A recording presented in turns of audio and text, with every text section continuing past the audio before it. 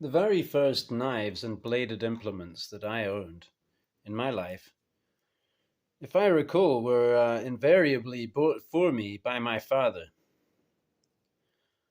And I think the very first knife that I owned was a small Swiss Army knife.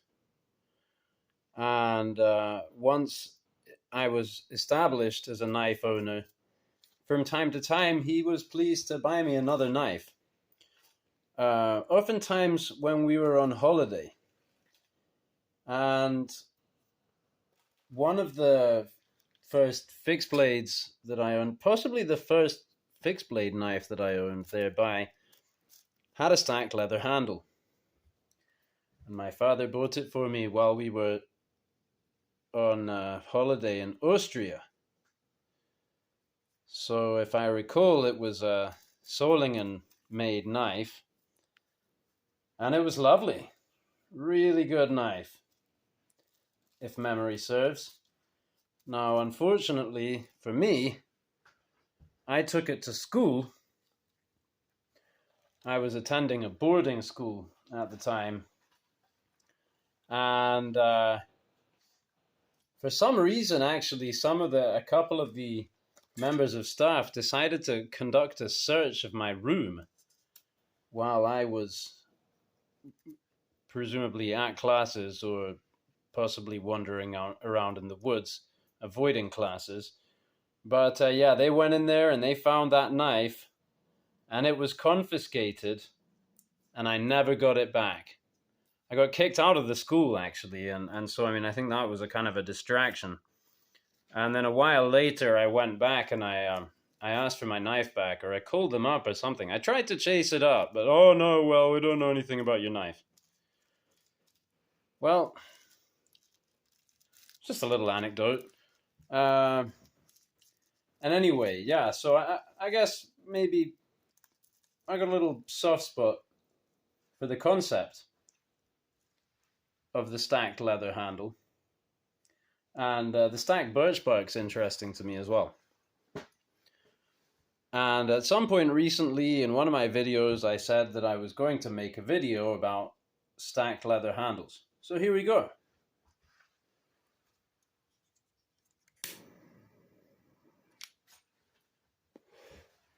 This is an Estwing.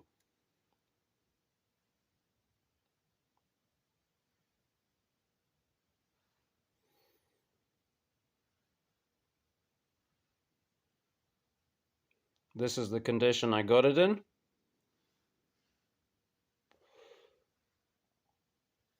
And I haven't done anything with it yet.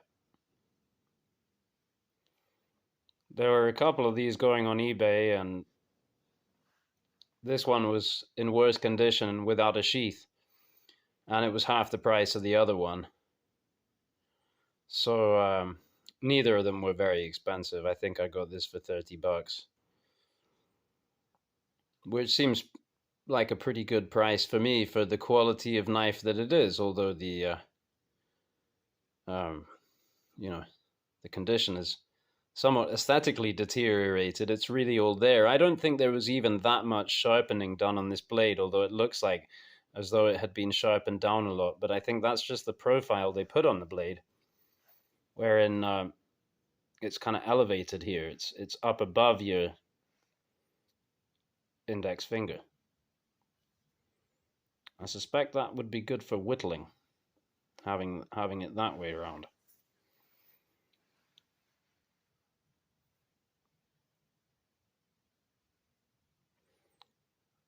What more can I say about it? I like Estwing. I have an Estwing fireside friend I should show sometime. It's a hatchet-sized splitting mole. It's absolutely awesome.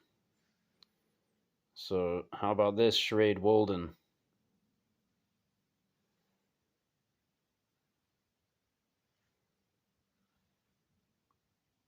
With the trailing point.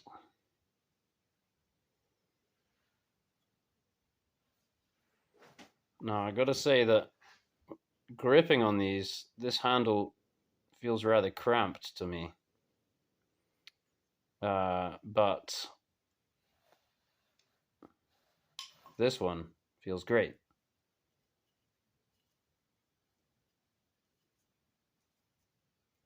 kind of adventure crafty, maybe, if you know what I mean. Slender, but it's got some good contouring on it, so you get a lot of purchase. It's interesting having this thumb ramp here.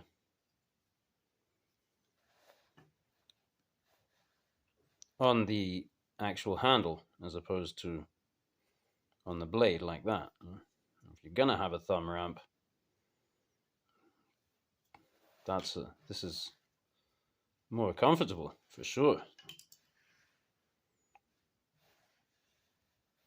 This I also saw on eBay, and for being a ye old K-bar, Olean K-bar, and being the only one that I could find online, I thought that the price was also pretty good.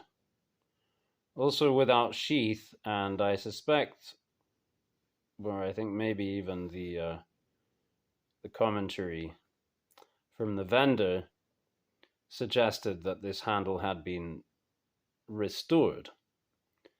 So this may well be a polyurethane or some kind of non-period lacquer. Makes it almost invisible, the fact that it is stacked leather. And it feels plasticky, really. It feels very smooth, and it's kind of grippy. I like this pommel they put on here. Very solid. Reminiscent of some laukus I've seen where they have this kind of all the way round thing for chopping. So not much really needing to be done on this one. Definitely needs sharpening for use. And it would be nice to make it a sheath. I just think it's a beautiful knife. Might have to take it out and test it once I've sharpened it. So, on to some things that could have a leather stacked handle.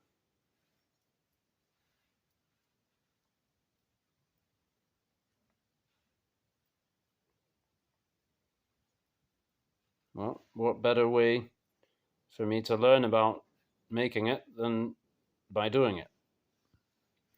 Perhaps on this. Then there's this Baker extra heavy duty that is set up for and would presumably at some point have received a stacked leather handle. For now, I've just put this kind of spongy, whatever it is, hockey tape or something on there to get some grip on it so I could sharpen it up and test it. And having sharpened it up and tested it, I'm like, what bang, that is some knife. Needs a proper handle. And so maybe I will go the distance on this one as well and do some stacked leather.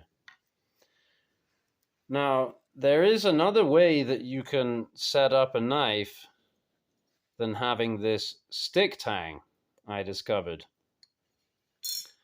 which is how it was done on this, the only knife here that really has a sheath to go with it. And this sheath is in great condition for this knife. I think it may be from the 50s.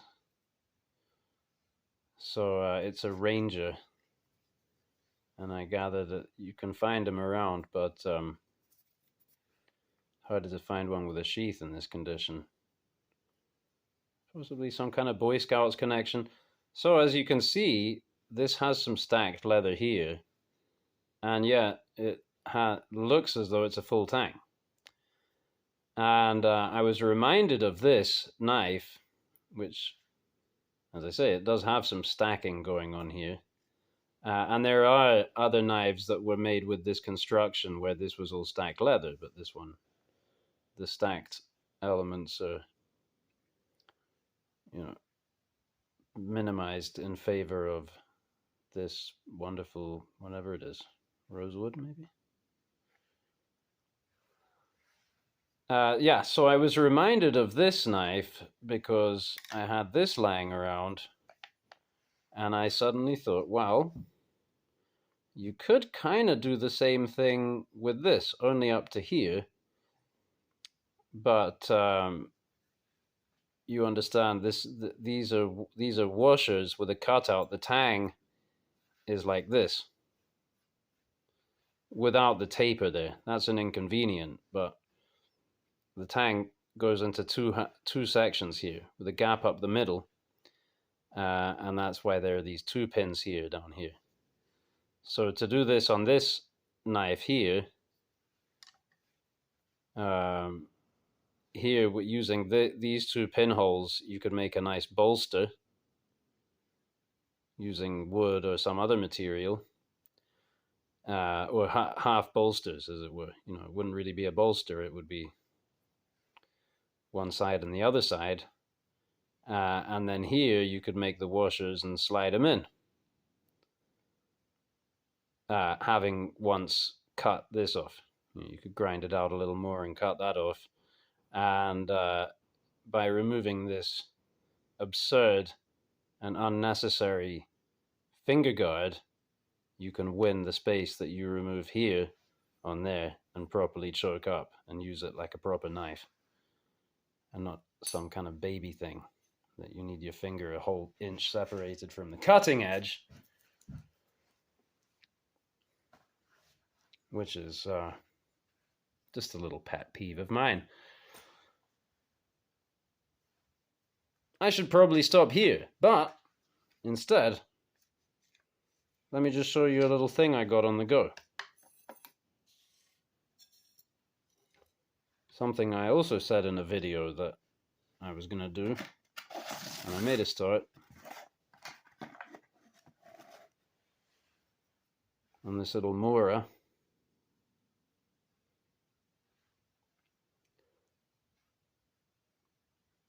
Cut out this cherry with burl, whittled on it some,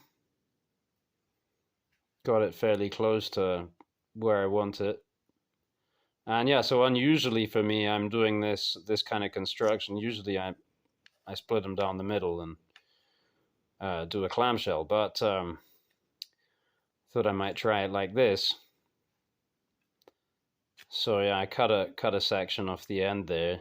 Maybe I'll be able to put a pin through there. And so my plan is to cut down that pencil line here so that I can insert a buffalo horn spacer. So it'll be the cherry up to here, then where the line is, there'll be a spacer, not very thick, you know. And then this section of cherry, and then this buffalo bolster.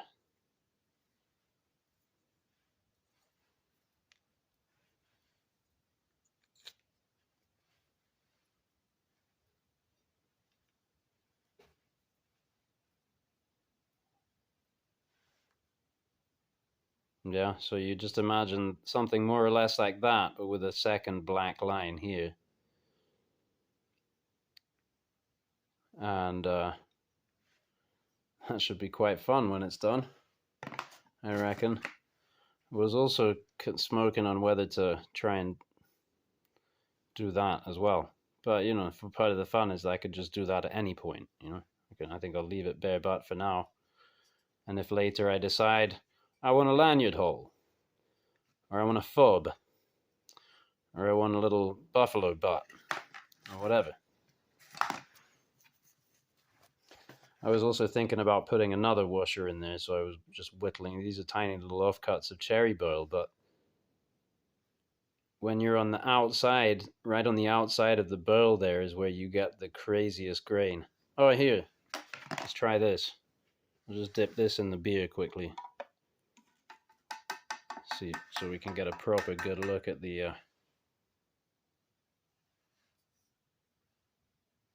it's going to need to dry slightly now.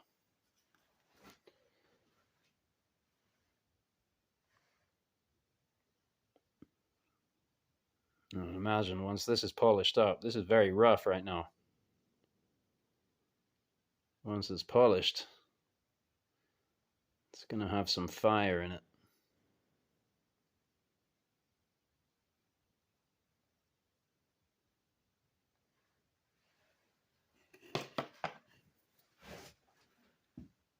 Skøl.